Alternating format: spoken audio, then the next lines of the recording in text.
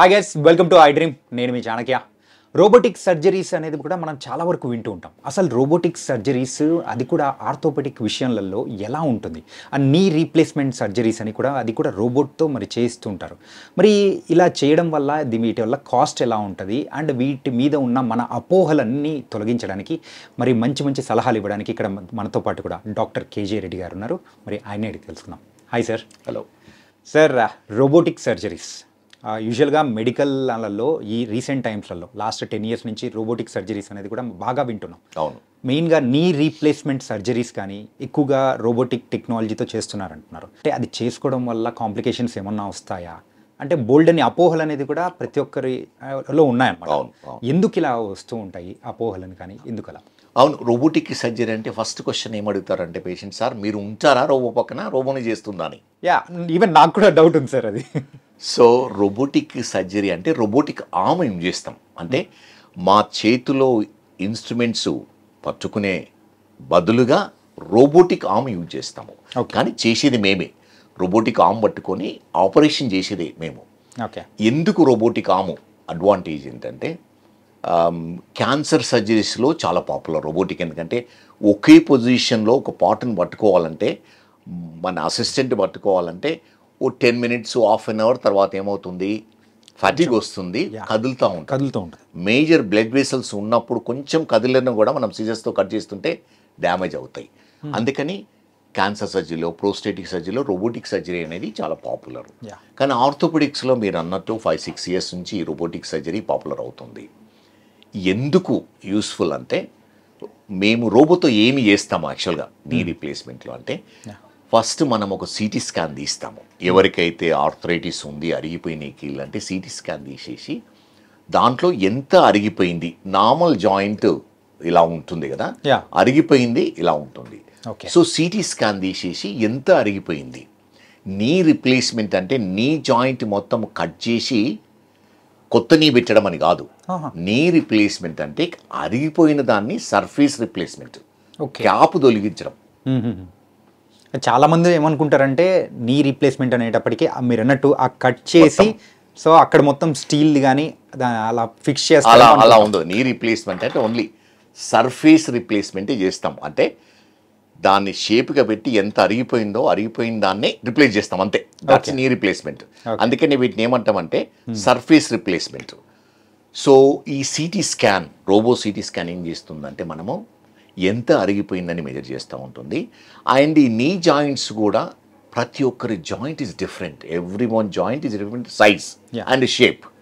ఈ రోబోటిక్ ఏం చేస్తుందంటే ఆ సైజు షేప్ మాకు 3D డైమెన్షన్లో మెజర్ చేసి ఇస్తూ ఉంటుంది. సో ఎగ్జాక్ట్ సైజ్ మనం విజువల్ అసెస్మెంట్తో కరెక్ట్ సైజు అనేది మెజర్ చేయడం కష్టము. రోబో ఏం చేస్తుందంటే ఆ ఎగ్జాక్ట్ సైజును మెజర్ చేస్తుంది. ఓకే.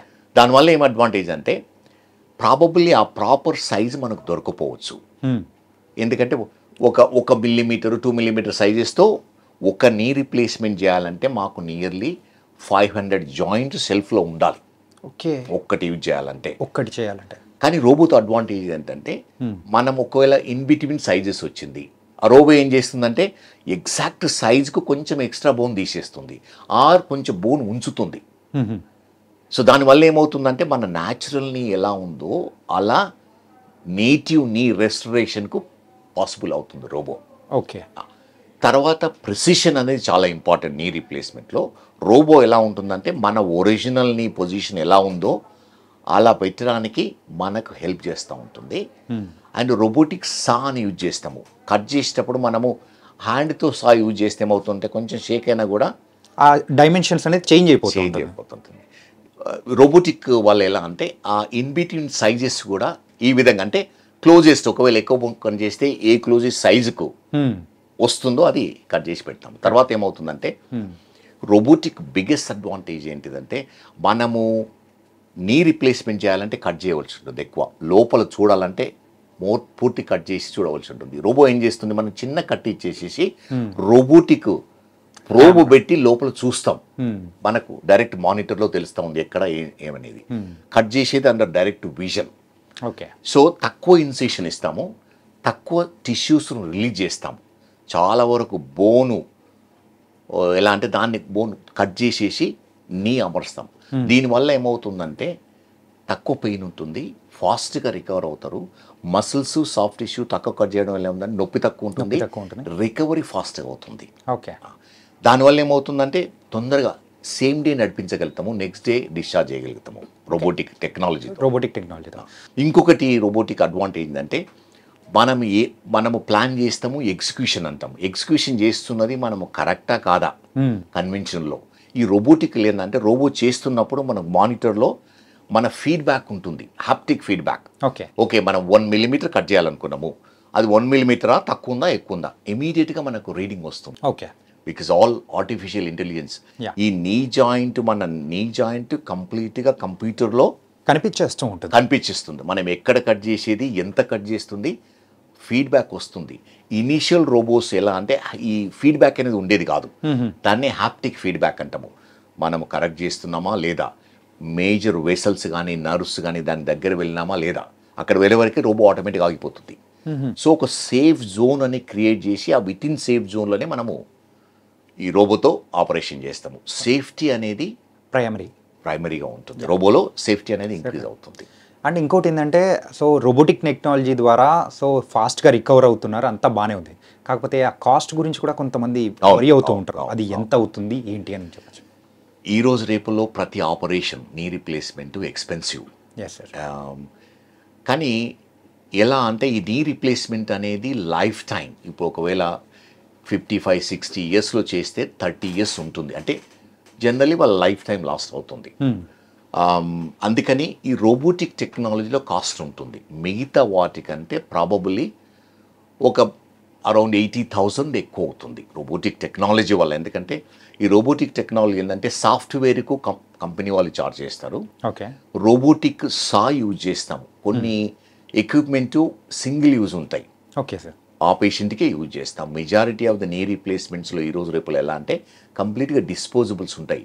మేము కట్ చేసే నైఫ్ కానీ, పిన్స్ కానీ, డ్రేప్స్ కానీ, గౌన్స్, ఇవన్నీ సింగిల్ యూస్. ఇంతకుముందు ఏంటంటే లినెన్ వాడేసి ఆటోక్లేవ్ చేసి తీసుకొచ్చే వాళ్ళం, దానివల్ల ఇన్ఫెక్షన్ రావడానికి ఛాన్స్ ఉంటుంది ఒకరి నుంచి ఒకరికి.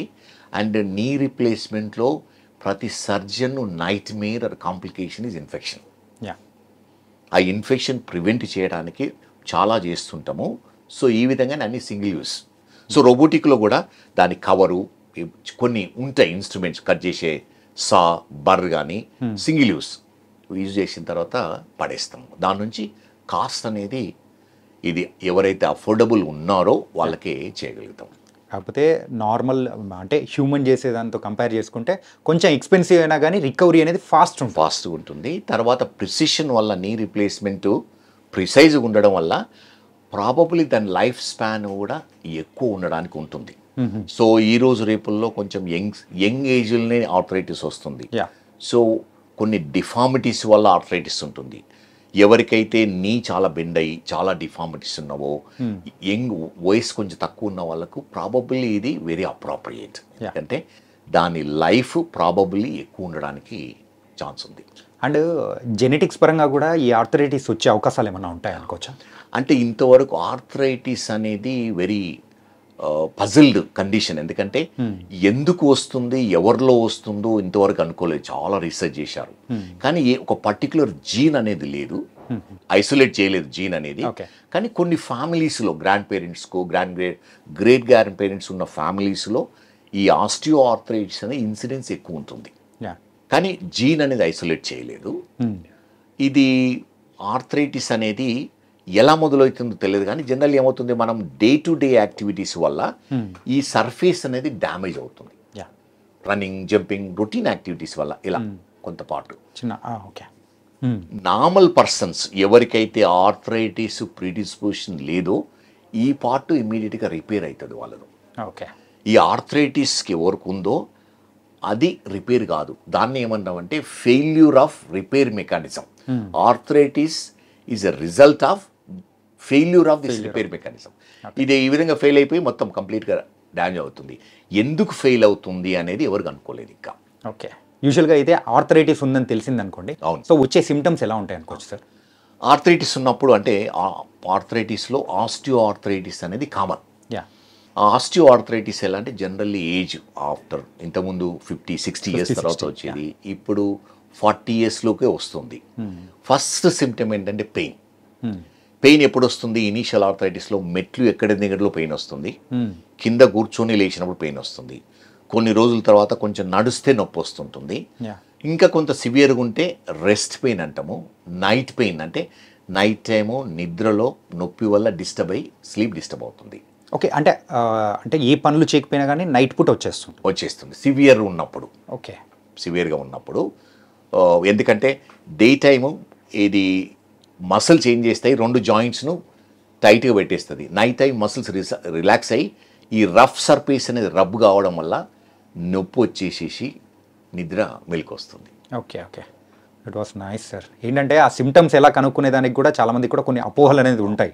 సో వాటికి కూడా మంచి క్లారిటీ అనేది. తర్వాత ఇంకొకటి, ఈ నొప్పితో పాటు స్వెల్లింగ్ వస్తుంటుంది, కాళ్ళు ఆటోమేటిక్గా స్వెల్ వస్తుంది. ఎక్కువ బోన్ అరిగితే డిఫార్మిటీస్ ఉంటాయి. మీరు చూసింటారు ఊర్లలో వంకరగా కాళ్ళు వంకరగా పోయింటాయి. అవును, అది బికాస్ ఒక సైడ్ బోన్ ఎక్కువ అరగడం వల్ల ఏమవుతుందంటే లెగ్స్ బెండ్ అవుతుంటాయి.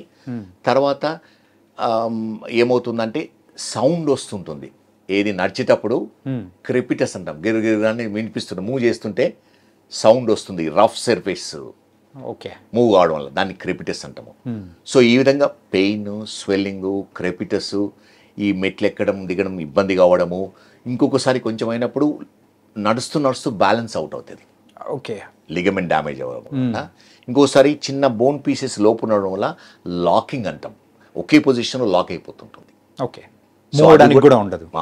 అది కూడా one of the symptoms of arthritis.